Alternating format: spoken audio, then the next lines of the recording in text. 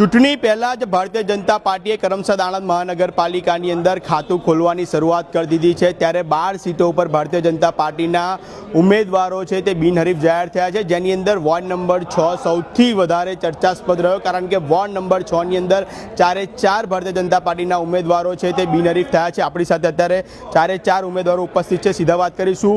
સ્વપ્નિલભાઈ, ticket મળી, પહેલી જ મહાનગરપાલિકા અને પ્રથમ વખત જ બિનહરીફ જાહેર થયા, શું કહેશો, કયા પ્રકારની ગૌરવની લાગણી અનુભવો છો? ભારતીય જનતા પાર્ટીના સૈનિક તરીકે ભારતીય જનતા પાર્ટીએ જે મારી પર વિશ્વાસ મૂક્યો છે તે બદલ અને પ્રજાજનોમાં જે માનનીય નરેન્દ્રભાઈ મોદી સાહેબ અને ગુજરાતમાં મુખ્યમંત્રી શ્રી ભૂપેન્દ્રભાઈ સાહેબની ડબલ એન્જિનની સરકાર જે કામ કરી રહી છે ને જે વિકાસનો રથ આગળ ધબધબાવી રહી છે, વધાવી રહી છે, તેને જોઈને વોર્ડ નંબર 6ના પ્રજાજનોએ ભારતીય જનતા પાર્ટીના મેન્ડેટ સામે કોઈએ ફોર્મ ભર્યું નહીં અને અમારા પર વિશ્વાસ ચારે ઉપર મૂક્યો, તે જોઈને અમને ખૂબ ગૌરવની વાત થાય છે કે અમે ચારેય ભારતીય જનતા પાર્ટીના સૈનિક છે અને પ્રજાને અમારા પર વિશ્વાસ છે કે અમે ચારેય આગામી 5 વર્ષોમાં કોર્પોરેશનમાં અમારા વોર્ડ નંબર 6ના વિકાસના કાર્યોમાં પૂર્ણ રીતના ઉતરીશું ને જે કંઈ અમારા પ્રજાજનોની સમસ્યા હશે એ અમે ચારેય ભેગા મળીને સાથે મળીને તેનું નિરાકરણ લાવીશું। હિરલબેન, આ બિનહરીફ જીતને કેવી રીતે જોવો છો?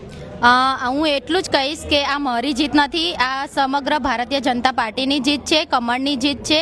અને હું એટલું જ કહીશ કે સમગ્ર ભારતીય જનતા પાર્ટીને હું આભારી છું કે તેમને મને ચૂંટણી લડવા માટેની તક આપી, બસ। હા, આપણી સાથે નિશિતભાઈ પટેલ। નિશિતભાઈ, બિનહરીફ જીત થઈ છે, કયા પ્રકારની આ લાગણી અનુભવો? મને બહુ જ ખુશી થાય છે કે અમે બિનહરીફ ચૂંટાયા છે। ભારતીય જનતા પાર્ટીએ જે અમારા પર ભરોસો મૂક્યો હતો એ અમારી પ્રજાએ અને અમારા સાર્થક કરવાનો છે કે અમે કામ કરીએ અને કામ કરતા જ રહીએ, બસ એ જ અમારી લાગણી છે।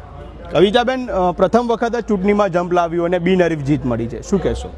મને એનો બહુ આનંદ છે કે મારી જનતાએ, મારા ટીમે બધાએ મને વિજેતા ઘોષિત કર્યું અને હું સૌથી પહેલાં ધન્યવાદ મારા સર્વજનો અને ધારાસભ્ય, સાંસદશ્રી બધાને ધન્યવાદ આપું છું કે જેનોને મને વિનરી કરી, અને હું વિશ્વાસ આપું છું કે મારા જનતાથી સંબંધિત કોઈ પણ સમસ્યા હશે એને હું પૂર્ણ કરીશ।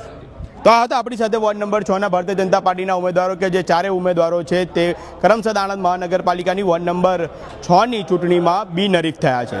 સતત અપડેટ માટે અર્બન ગુજરાત સાથે જોડાયેલા રહેજો। કેમેરામેન અક્ષિત પટેલ સાથે હું છું આપનો મિત્ર મનન ઇંગુ, અર્બન ગુજરાત।